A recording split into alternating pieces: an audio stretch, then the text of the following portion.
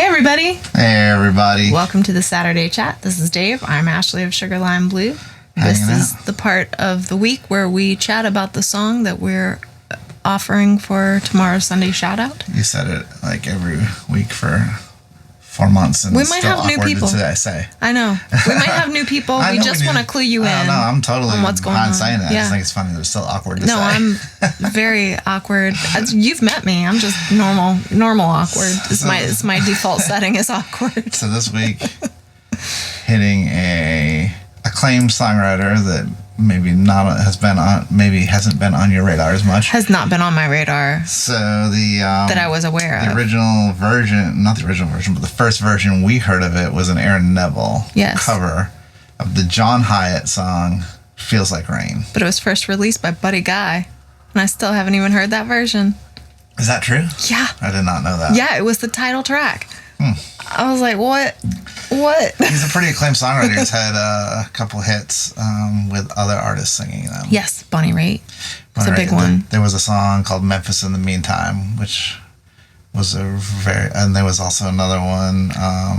His biggest hit was "Have a Little Faith in Me," which I was very familiar with. Mm-hmm. So, but it definitely wasn't his version. Mm-hmm. Well, maybe it was. I don't know. But no, that was also covered by lots of people. I'm really excited to maybe dig a little deeper into his catalog. Yeah, I would like to spend some dedicated time just listening to him doing his songs, and then maybe fall down some rabbit trails of other people doing his songs. My first exposure to John Hiatt was about 20-something years ago. He had a song that got some radio play. It charted in the top 100, but it was never like a really big hit. It was called "Smashing a Perfectly Good Guitar." Oh, that's the name of the song? The name of the song is called "Perfectly Good Guitar." Okay. And it was like the catch line or the hook was something along the lines of, "It hurts my heart to see those stars smashing the perfectly good guitars." Clever him. Yeah, because me too. Yeah. So I thought it was funny because being a guitar player and hearing that song, I was like, oh. Well, I understand. Let's just delve into that a little bit, because I understand artistry, and there's a fine line between some artistry and some gimmickry. What would you put? Some gimmicks, like doing gimmicks. Well, and even that, like, I personally, for myself as an artist, I wouldn't class Destruction as a showmanship, but I guess there is some artistry in it. So, I thought that, and I thought that it was like, man, losers smash guitars. But then my mind's been changed on a couple occasions. For what reason? Because I guess for me, it's more like... Sometimes it's cliche, right? If I smash my own art, that's different from smashing somebody else's art. If you're doing it just because you did... So art in its raw form is like the display of emotion, right? Or the encapsulation of emotion. Raw. So if you go back and you watch, which I would encourage you to do after the shout out, and then maybe we can talk about it some more next week. Watch the first time Jimi Hendrix set his guitar on fire and smashed it. Like, he was probably the first one known to do it, and it was very appalling. It was very controversial, that he did that. Like burning a flag. It feels like very much really like, what? But it's also, a lot of it is the sign of the times. The oppression and the like trying to get out of it's an action that has emotion, and you can see the emotion in it. Then another time, it got taken further. I think it was The Clash, who was like, the London Calling album and the movement of the punk rock scene. Mm-hmm. And, he smashed a guitar that was just like, that was a bass in that one, wasn't it? Yeah, maybe it was. Yeah. Right. So, that was iconic of the punk movement, that photo that was taken. We talked about that. I think. And then, Kurt Cobain took it a step further with Nirvana, like throwing himself like into the drum set, which had to be painful, in the middle of the song. While the song was still playing, like he would throw himself into the drum set and just like, and I think a lot of that is, maybe like the time we're at now, it's like people have become too considerate and too polite, and maybe people need to do something like that to kind of grab attention, and I think a lot of what people feel is the not being heard, and that's why we see things like to kind we were to saying catch today, the attention, yeah. Of the media. But a lot of times it's dismissed by the people that don't understand it immediately. And right? Like, why destroy somebody else's property? And that there is a fine line between catching somebody's attention and just like blatant, just being destructive. Well, there are people, and the thing is, because I don't operate in that kind of mental state of destruction, that's not me at all.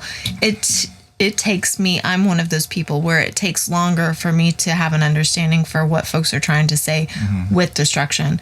So I do think that there are people that operate there all the time. They like destruction for destruction's sake. I don't get that, not at all. I feel like I'm in danger with these danglies and this cat. Like I feel like this. Her pupils are very black. I need to be very still right now, just for safety. So you don't get hunted. But yeah, it takes me a while to come around to that sort of statement that involves destruction, because it's not part of where I operate from. Because I feel like creation is more of a statement than destruction. But I mean, I will say, not that I've changed my mind about it, because I still feel the same way. The artist that made that guitar, that's smashing their art, and that is gut-wrenching. Yeah. However, it's a different form of art to do to make destruction as art. So I will leave my jury out. Yeah, like now. I said, I was very opinionated on it at one point. Now I'm not opinionated on it at all, and maybe even supportive of it, because I mean they did buy the art. There are there is also a difference between just like other art, like I'm gonna smash my guitar because Jimi Hendrix smashes guitar, and also or I'm gonna play this. It's very much like, I'm just thinking, like, I wouldn't take somebody's painting and slash it for it's all or put it on fire, and that. But where do you draw the line with that? Do you not burn a piece of furniture because that was somebody's art that they built? Like, once it becomes useless, maybe it's broken, you can't sit in it. Maybe there's some. I know I've seen people smash giving equipment it second on stage life because of failure on stage, or like things like things, or frustration. I've witnessed that. Yes, yes, frustration, stage breaking. Yeah, I've seen that. That's uncomfortable to watch. Yeah, that's uncomfortable for me. But I was gonna say too, I wondered if perhaps, like, you played the best ever on a guitar, and you're like, this is never going to be eclipsed, and I'm going to destroy the guitar because I know it will never play any better than this. Like, this was the best. This was the apex of everything, the climax of anything this instrument can do, and now I'm going to retire it with fire. All I can say is watch the Jimi Hendrix video, and it would have to be the whole concert leading up to it, so I understand it in context, because I feel like you have to have certain energy. I think you could read about the concert and then watch it. Even it's pretty emotive just in the video of the actions. I've seen the video of the destruction, but not anything leading up to it, and I'm still perplexed by it. I think it's because it's so far removed from how I operate. Sure. So you don't move things rapidly across the room. I do not move anything rapidly anywhere usually. Right. Yeah, except for John Hiatt piqued your interest though. Back to him, it was enough of the song is written well enough that you want to know more. I do. He caught you in one song. He did. Yeah, I think it's a really beautiful song. And I loved Aaron Neville's version of it. My first. I've always loved Aaron Neville's version. I mean, he's such a beautiful vocalist. His vocals are so haunting and captivating, and hearing him sing it was just, it already had snagged me.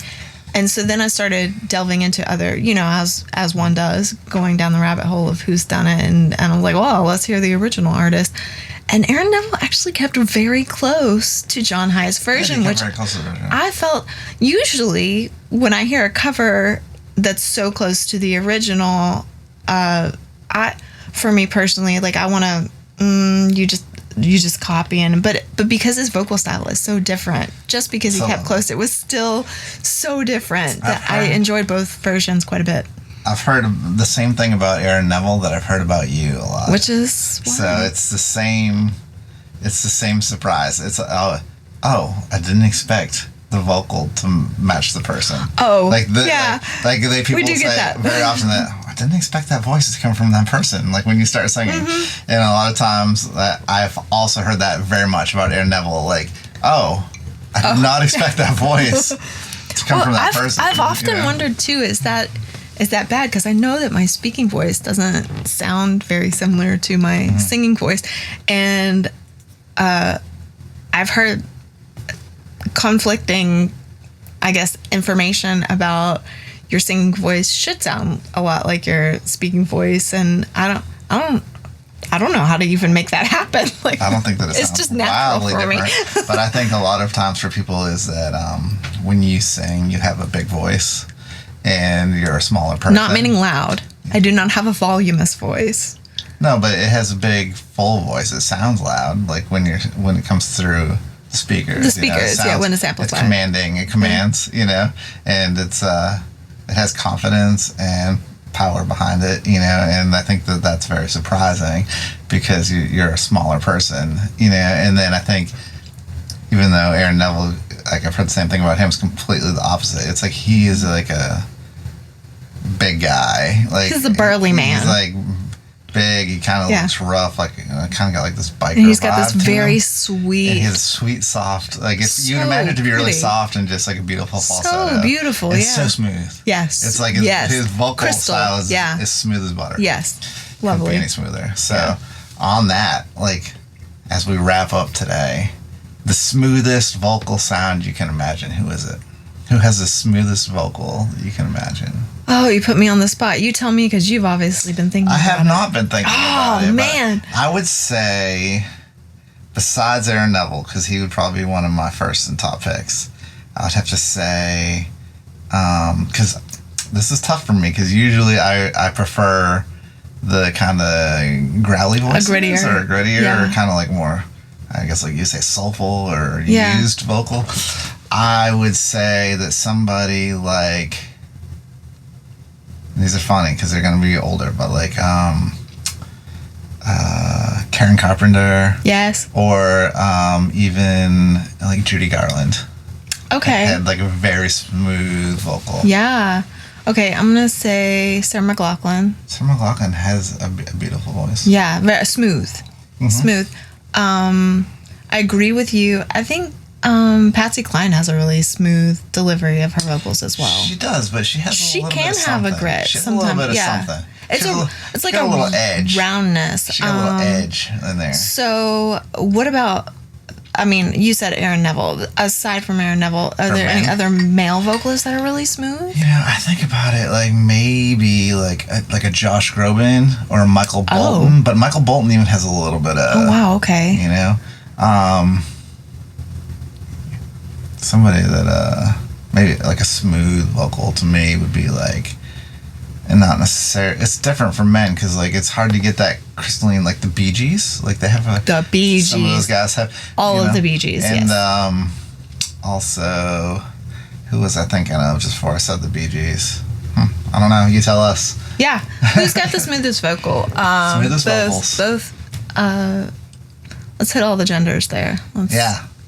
Tell us the smoothest vocals. Yeah. Time is not like it doesn't have to be a modern song, a modern artist. It can be whenever. Yeah. Who's smooth? Who's smooth? Smooth operator. You guys have a good week. We'll see you next week and tomorrow on the Sunday Shout Out.